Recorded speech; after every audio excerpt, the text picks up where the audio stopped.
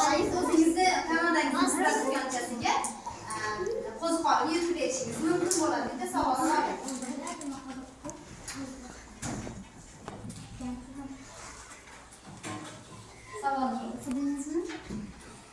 So'z yashovchi qo'shimchalar ishtirok etgan so'zlarni ayting.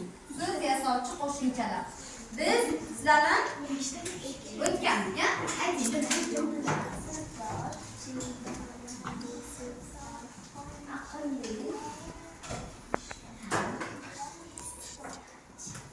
Barakalla. Demak, Sug'diyona savolga javob bera oldi. Bitta tipratikanga bitta qo'ziqorinni yutib bera oldi.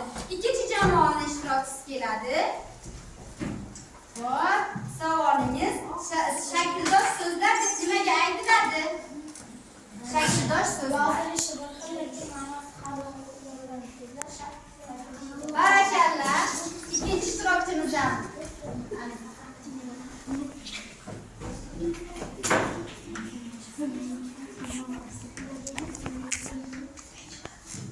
Ma'nodosh so'zlarga misollar keltiring. Ma'nodosh so'zlar.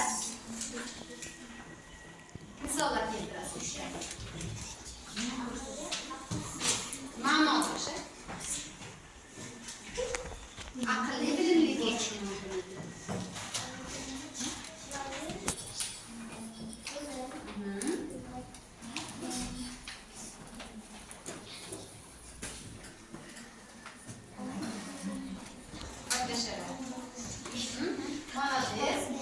Jamoa o'zining birinchi qo'ziqorinni yangi jamoadan tezroq kelasiz.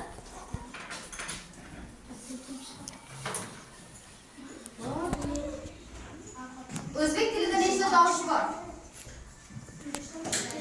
Tovush. Umumiy tovushlar nechta? Boshida birinchi darslarda aytganman, o'zbek tilida mana shuncha harflar bor, mana shuncha tovushlar bor deb aytganmiz.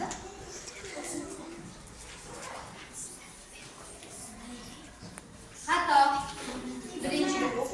Xo'p, birinchi guruhdan tez keling. Ikkinchi guruh tayyor bo'lib turing. Zid ma'noli so'zlar nima deyiladi?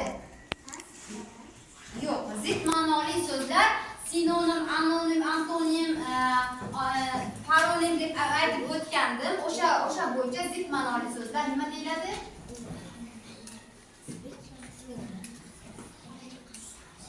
Javobingiz bormi? Demak, savolga javob bera olmadi, o'tirasiz. Ikkinchi jamoadan keladi.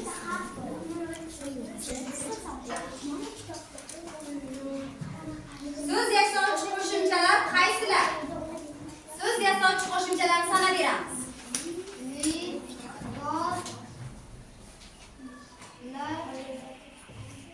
Mana biz uchtasini ayta oldi. Demak, ikkinchi guruh ikkinchi qo'ziqorinni ham yutib oldi. Endi keyingi guruhdan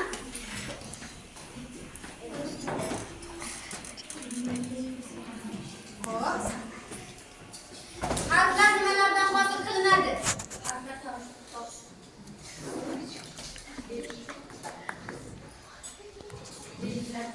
Malades. Uchinchi guruhimizdan qo'ziqorin chiqib oldi. Keyingi guruhdan o'quvchisiz. Tayyor turinglar. Tayyor turinglar-da. Demak, ma'nodosh so'zlar deb nimaga aytiladi? Barakalla. Birinchi qo'ziqorinni olishdi, to'rtinchi guruh, birinchi guruhdan.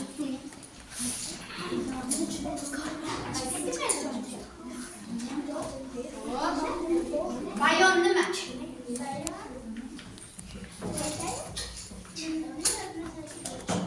Bayon biror bir voqeani yozma shakli. Demak, birinchi guruh, ikkinchi guruh. Keling, yulduz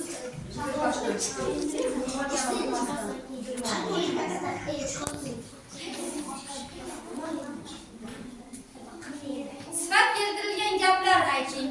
Sifat keltirilgan gaplar.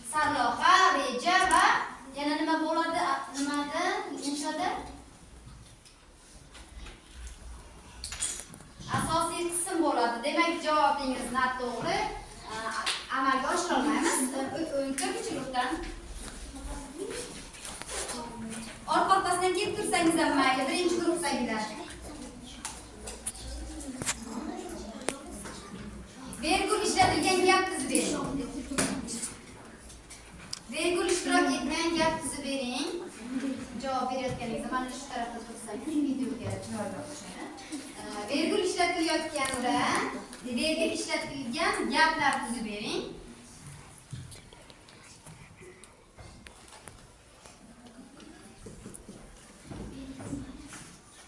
Bormi javob?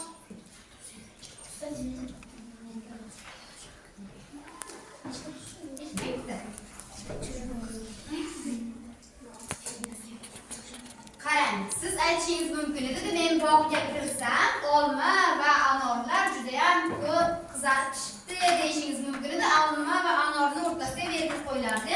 O'tirib oling, javobingiz noto'g'ri. Demak, birinchi guruhdagi ishtirokchimiz keladi.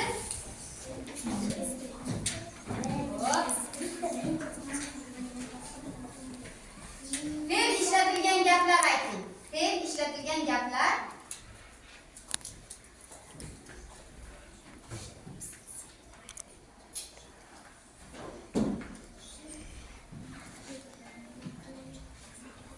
Demak, javobingiz bormi?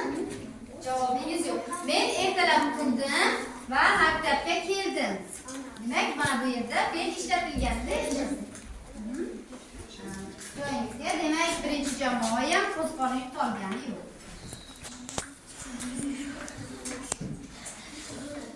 Zid ma'noli so'zlarga misollar keltiring. Yo'q. O'shalarga misol keltiring, 3 ta misol keltiring. Masalan, chiroyli.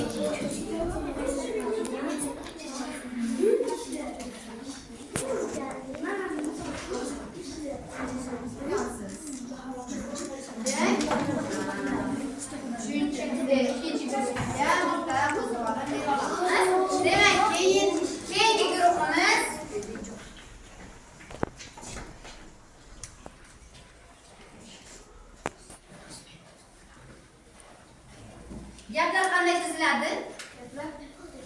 So'zlardan. Baraka. Demak, keyingi guruh tezroq kelib turaveringlar.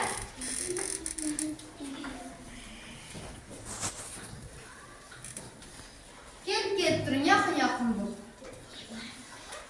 Vergul va so'roq ishlatilgan gap tuzasiz. Ikkalasi birgalikda ishlatilgan gap tuzasiz. Vergul ham bor, so'roq ham. Mening dadam har doim bog'imizdan gul va olma va nok olib kelib keladi. So'roq qayerda?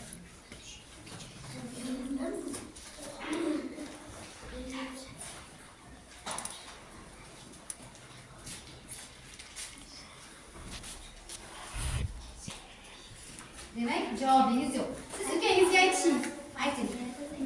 Biz har doim ustozimiz bilan masala va misollar yechamiz. So'roqdan. Ustozimiz misollarni to'g'ri yetkazadi. So'roq qanday?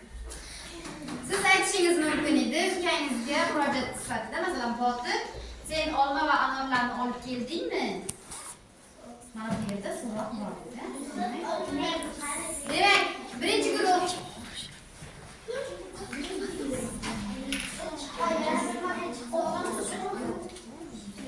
demak, so'zlar nima uchun kerak? So'zlar nima uchun kerak? Gaplar. Demak, birinchi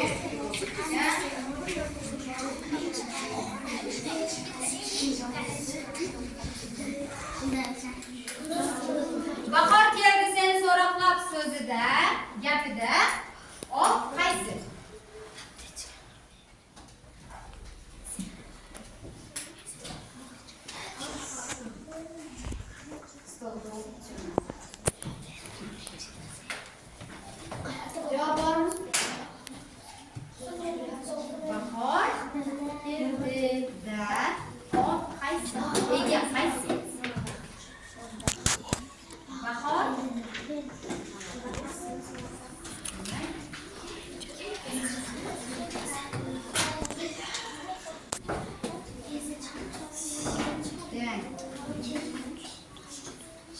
Shakildosh so'zlarga misollar ayting.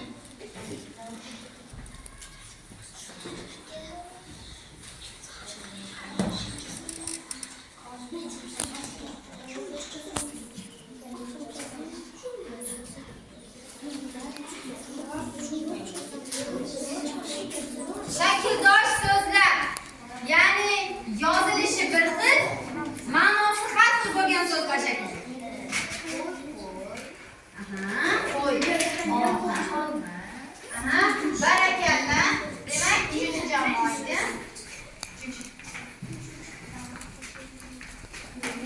Xo'p.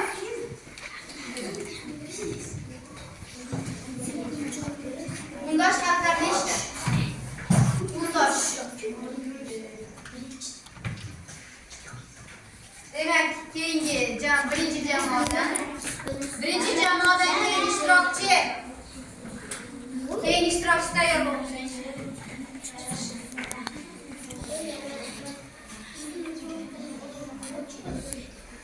Nechta xat bilasiz bor?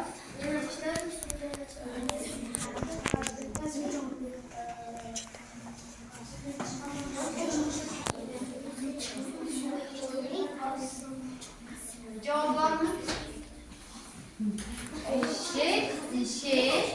Ninglar xat birikmasiga ikkita xat bor edi. O'tirib olasiz keyingi jamoadagi.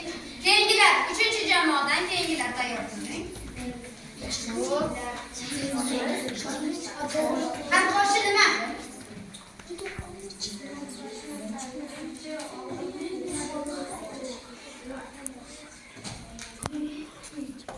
Matn yozayotganingizda ishlatiladigan xat boshi nima?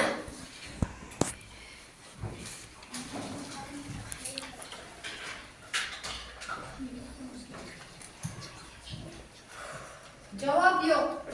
O'tirib olasiz. 3-jamoadan o'quvchi keladi.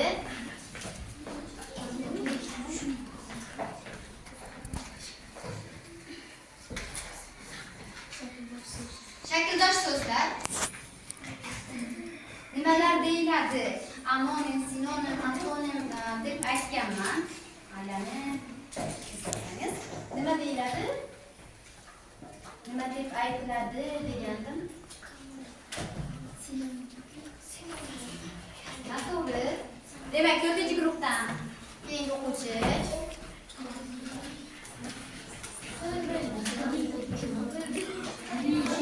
Deb ma'noli so'zlarga nimaga aytiladi? Молодец. Birinchi jamoadan o'quvchi qolmadi, ikkinchi jamoadan ham o'quvchi qolgani yo'q. Keyingi 3-jamoadagi qolgan o'quvchilar keladi. 4-jamoadan ham qolgan o'quvchilar hammasi kelaversin. Keling, Shodiya, Xolida, Fakina